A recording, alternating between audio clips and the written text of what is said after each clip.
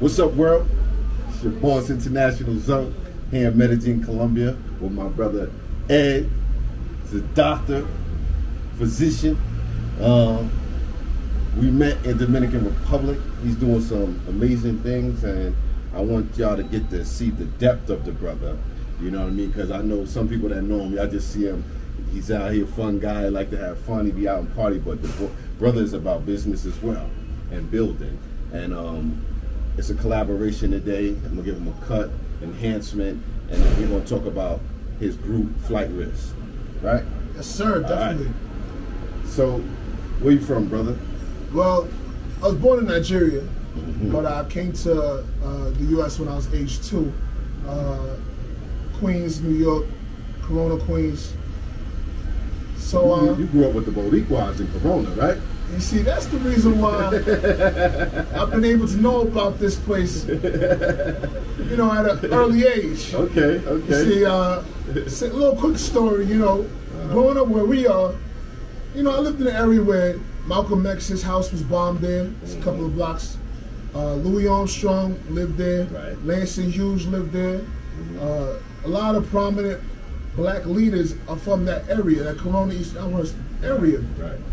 So there's a lot of black people, but it's a lot of Boricuas, a lot of Colombians, Peruvians, Venezuelans. They surround us as well. It's called Corona, Queens for a reason. Right. So growing up in school, just between me and you, I mean, the Spanish girls look good. I'm not saying nothing about my black sisters. I'm just saying the girls look good. Right. And in order to get to them, you had to stand out a little bit. So I was always privy to these countries from the friends I grew growing up, you know? So, from Nigeria, you grew up in Corona, Queens. Yes, sir. Now, what led you, and what high school did you go to? Like, what led you to medical school? Well, Coming up in Corona, Queens. Okay, so some of you guys watching may be Nigerian, so you already know the culture. Yeah, they go hard. There's only a couple of things you could be that make sense. To your parents. To your parents. And they make sure you know it makes sense, because you're not going to get anything unless you do exactly what they say. It's either you're going to be a doctor or you're going to be a lawyer. Those two. So, I wanted to be a lawyer, actually. But my dad told me there's too many lawyers in Manhattan that don't make no money. Go be a doctor. At least we sure you're going to make a couple of dollars out here. Right. So I went to Brooklyn Tech. That's a specialized high school in Brooklyn. Yeah, you got to take a test to get in there. Yeah, it was a specialized high school test. And, so you know, basically, the brother's pretty smart. We do our thing, but it's not all about intelligence, you know what I mean? It's really about who you know, you know what I mean? Okay. But we thank God for the gift He gave me in the head, you know? Right. So that's basically how I started out, you know what I mean? So I really enjoy being a physician, you know, because you help people. Right. The one thing, as a black man especially, is I never wanted to hurt anybody, you know? Right. I don't want to be a police officer, put anybody in jail. Right. I don't want to be a lawyer, prosecute anybody, have them serve like, 10, 20 years. That weighs too much on my conscience. Right. And part of the Hippocratic Oath is do no harm. Right. So I don't like putting no harm on nobody. So I enjoy medicine, and I also enjoy the knowledge, because there's a lot of things that people don't know that is privy to me during class, you know? So, it fit me well, you know? And where'd you go to medical school? First I went to Hampton University. Let me shout out my first degree first, you know what I mean? Went to an HBCU first, you know what I mean? Did pharmacy school first, because, you know, when you're younger, you don't want to be in school forever. And I know being a pharmacist, 6 years, get a PharmD, and at least you make 6 figures. But then you probably know my people, Joy. Yes. That's my people. That's crazy. That's crazy. Of course I know Joy. Yeah, that's my people. So, and to be honest, I don't want to say too much, but going to that HBCU was one of the reasons I had to take trips too.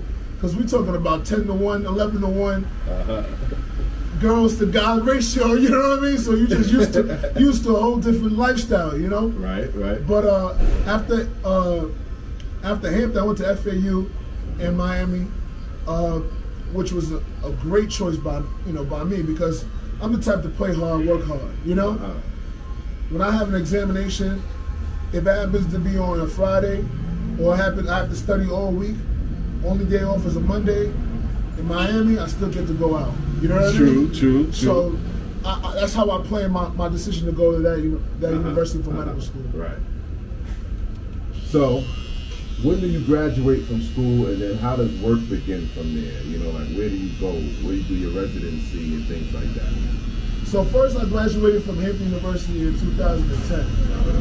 Then immediately I got into FAU. I completed in 2014. I did my internship at Emory University. And internship, they teach you everything about medicine, and then you decide to specialize. Right. And then I did my critical care fellowship in Brookdale Hospital in Brooklyn, and I completed in 2016. So what's your specialty? I'm an ICU intensivist, critical care doc. Okay. So that's people who come in. It's everybody that comes in the ICU. I'm the one that gets you back to life, basically. Okay. Once you're alive, and I hate to be crude about it, but I send you on the regular floor. You know, my job is done. Right. So this is a life or death situation. You understand? So that's got to be pretty intense, man. Yeah, it can be intense, but one thing you realize in medicine, there's only but so many diseases that people come in with. You know, they teach you everything, but you see the same repetitive issues, you know? And which ones are those?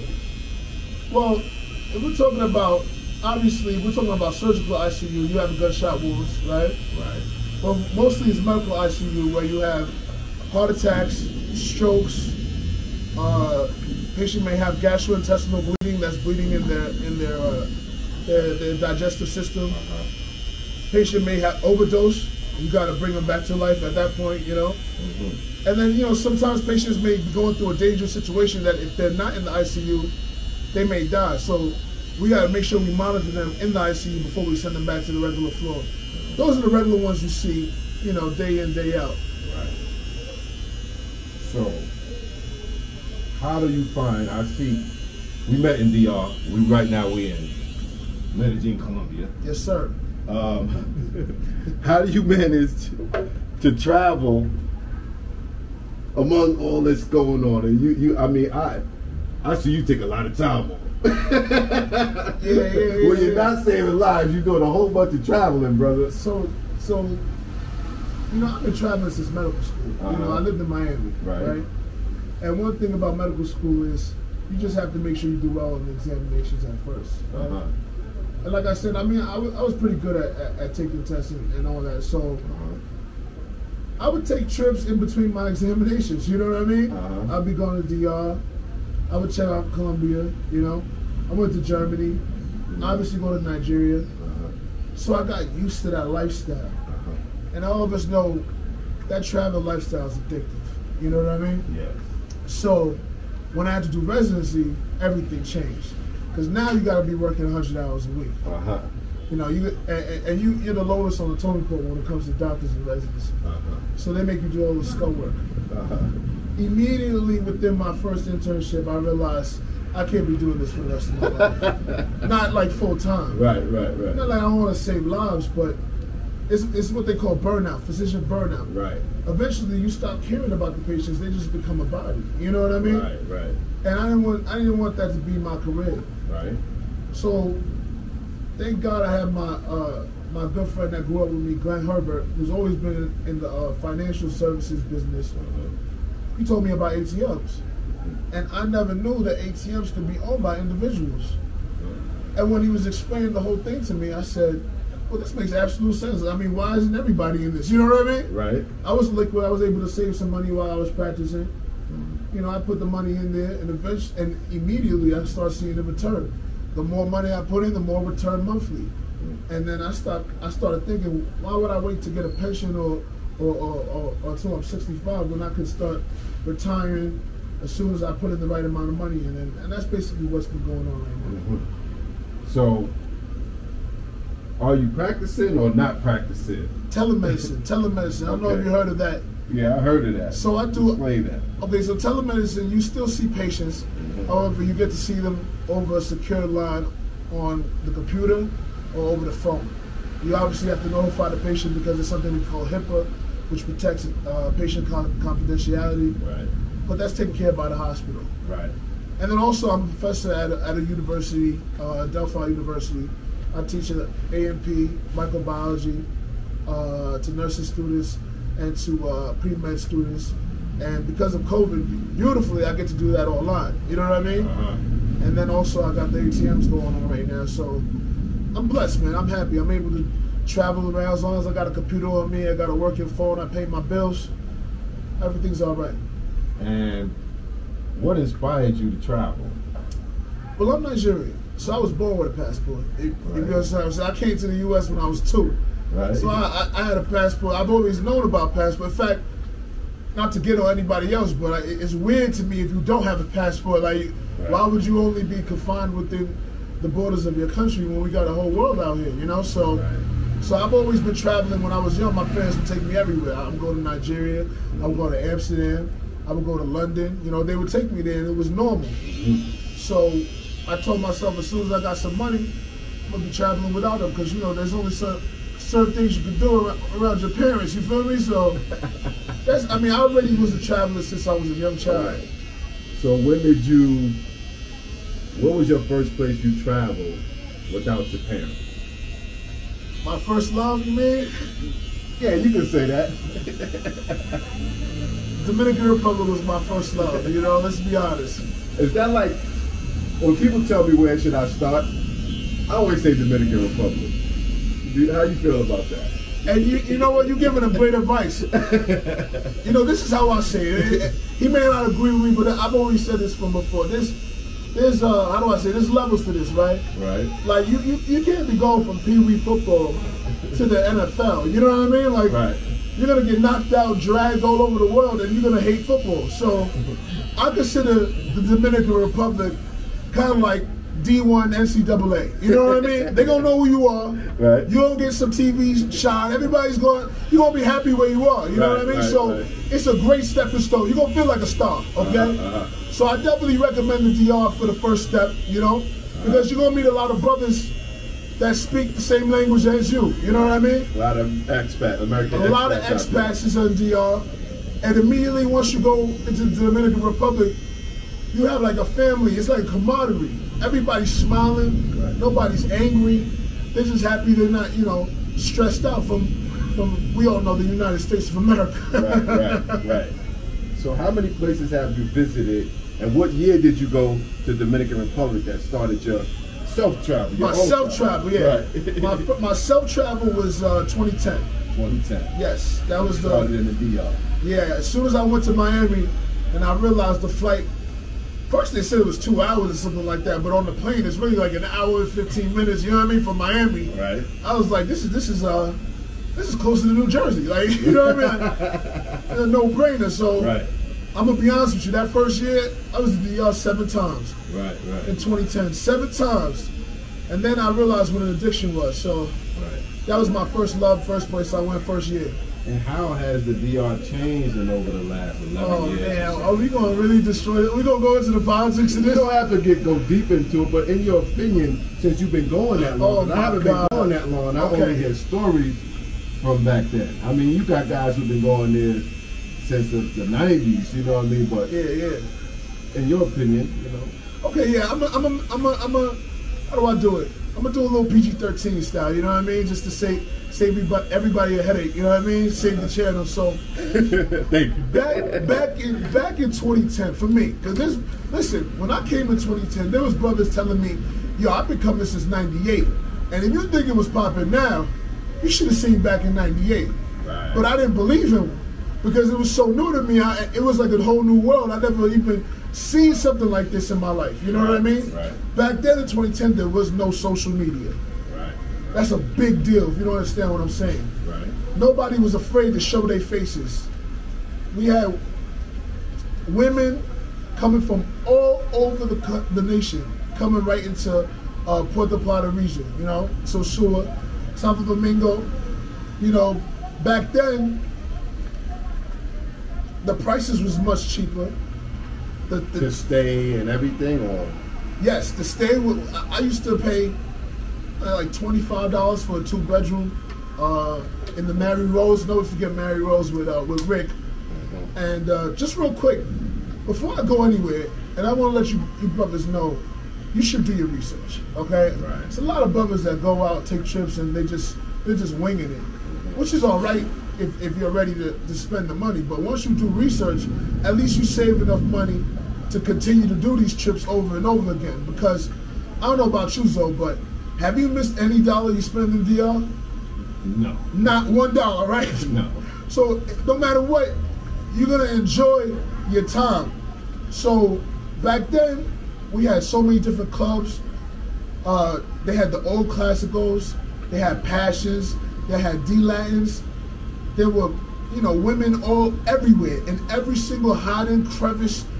Anywhere you could just drive down on the street and they'll start trying to get in your car. It was absolutely different type of experience, And then when they come over, it was the type of girls that if you didn't know any better, you're trying to make her your girlfriend. You know what I mean? Because they used to treat you so well. Right. I'm gonna be honest. I met one chick, and it was great. She was a beautiful girl. It was my first trip out there. Mm-hmm. We had dinner. This was my first trip, so we had dinner. We hung out. We did the thing what we had to do. You feel me? I sent her home, right? Uh-huh. And then I see something that looked way better than her. You know what I mean? Right. Literally the same day. And then I saw her while I was picking up the other chick. Right. And she looked at me because I don't give these girls my real name. She said Ricardo. And I really felt bad. I was like, oh my God, that's my girlfriend over there. You know what I mean? Like, back then they really had a way to make you feel like they actually liked you. You know what I mean? So right. Now, I'm not saying there's not those type of females that'll do that for you, but it's very few and far between compared to before, you know? So after DR, where did that lead you to? How many places have you been? And what's your top, let's say top 3. We don't gotta go top 5. So, why? I've been to Nigeria, been to Ukraine, been to Germany, been to DR, been to Colombia, been to Thailand, been to Philippines, been to China, been to Turkey, been to Amsterdam, been to London, been to France. So, if we're gonna speak honestly, number one for me, it's the barbershop. We speak freely and honestly. You know what I'm saying? For me, you see, you know what? F it. I got a couple of dollars, but I'm still a cheap.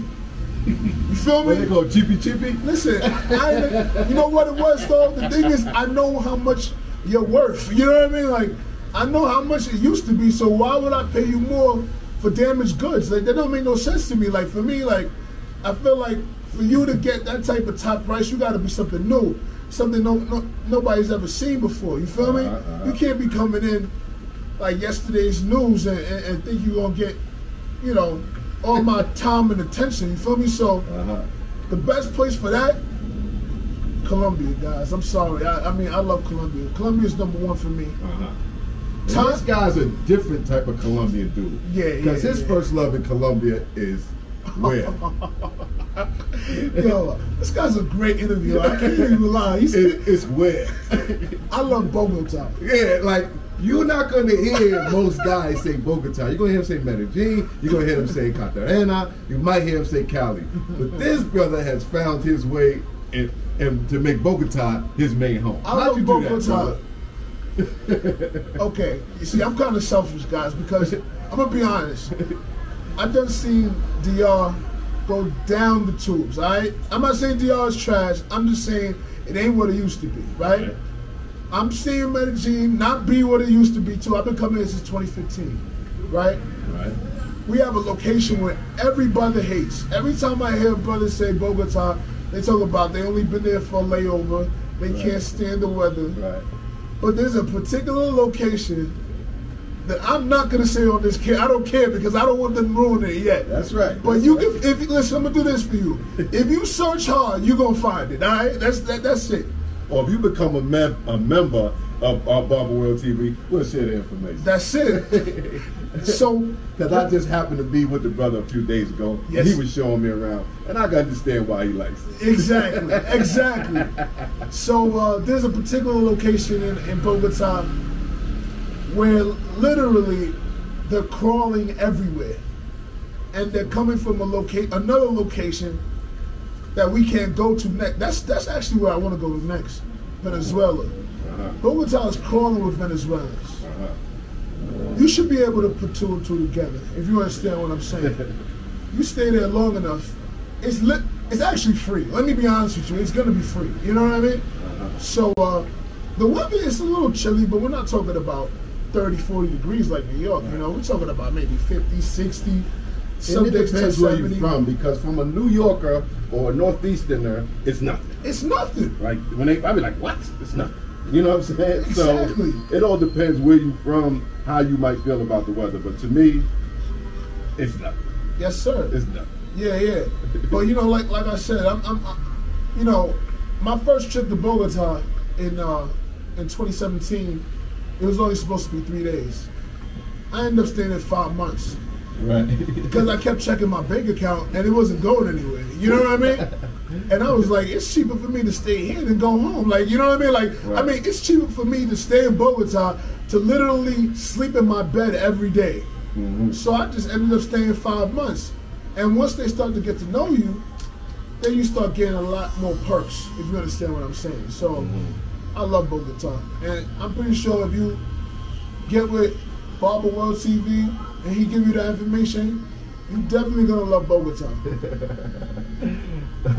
So what's your top 3 places? So in the order of favorites. You know what? I gotta throw this last one because, you know, I can't disrespect my own country, you know what I mean? But it's definitely Colombia, Thailand, and then Nigeria. If we're talking about my personal enjoyment, you know? Right. It's gotta be Colombia #1, Thailand, and Nigeria. All right, so your top 3, Colombia first, Thailand second, yes, and Nigeria, the home front, third. Yes, sir. Okay. So let's get back to business. We had some fun. We talked about travel. We talked about the ladies. Now, tell us about making some money. Let's hear a little more about the ATM business, because people will always want to know about. I'm the type of person that I can talk about business all day. You know what I'm saying? And you know what's crazy?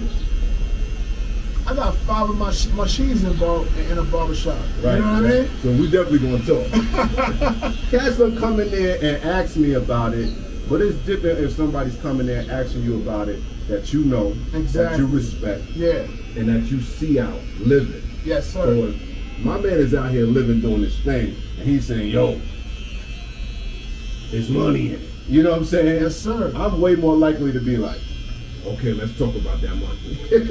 Yeah, so basically it's all about logistics, right? I'm going to tell you right now, you get an ATM, it's a guarantee. I don't care if it's in the middle of Kentucky. You're going to get 40% of your money every year, at least. There's been times when we got 200%. So let's put in the numbers. Let's say you happen to be, let's say you happen to be liquid, right? Let's say you got $10,000. If I'm guaranteeing that you're going to see 40% on the year, you're going to see 4,000 in that year. I mean, guaranteed. The first year. The first year. Now, the more machines you get, the more money you make. You don't need to actually buy machines. You can lease machines. I own my machines. You can lease machines. What's the benefit of owning and leasing? Well, leasing is going to cost more money in the long run. Right. Because you're going to have to be paying monthly for your machine. Do you lease to own or you just lease?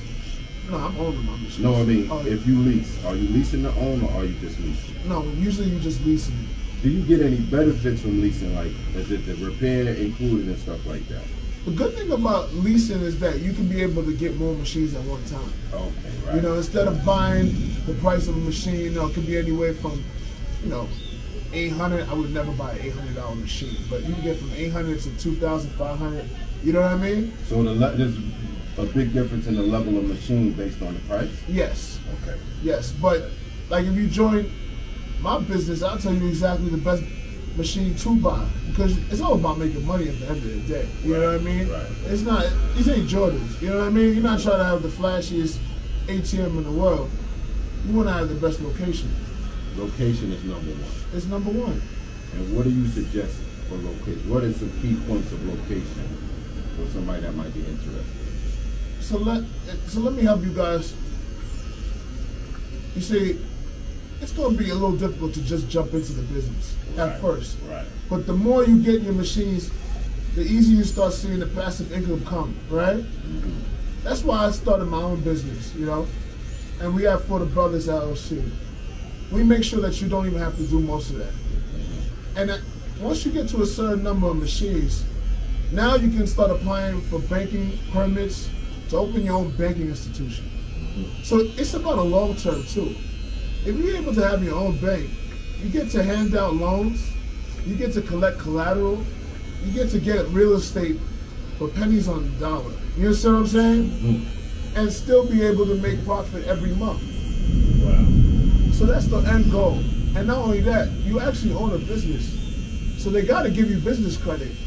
Now, think about it. Even if you had one machine, right? And you had $3,000 in that machine, and people are coming in, you got to change that machine twice a week. That's 100 times in a year, right? You change $3,000 100 times, right? That's $300,000. Right. The bank is only seeing the money coming in and out of your bank. Once they see a cash flow of 300 bands, they're going to give you a business credit of 100,000 without an issue. You see what I'm saying? Mm-hmm. Now imagine you got 42 machines like myself.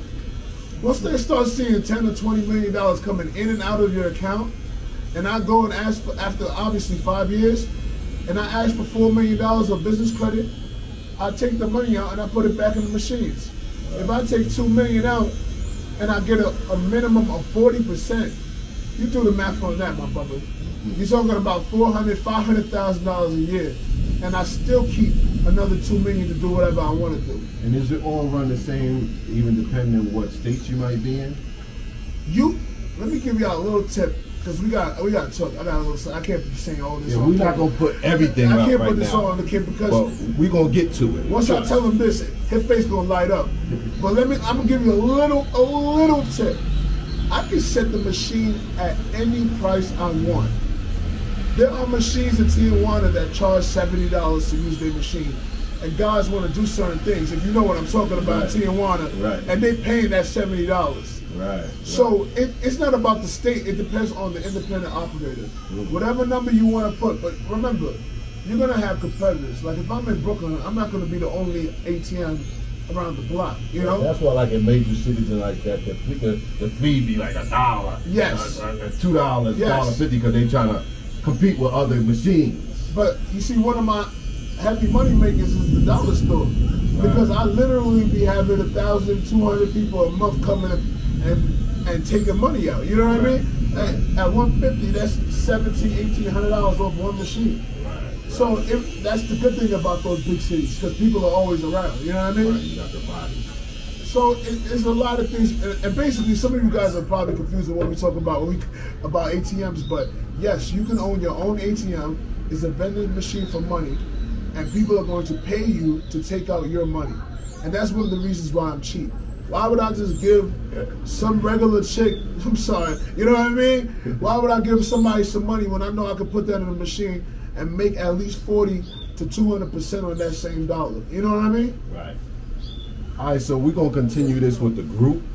Flight Risk, I got to do his mustache and his thing, so I think he gave y'all enough information if you got a business mind to have your mind twirling. So, thank you, brother. And we're going to put the, we're going to see the before and after and all that, but it's Barber World TV. It's do what we do, man. Love is love, life is life, loyalty is practice. Peace.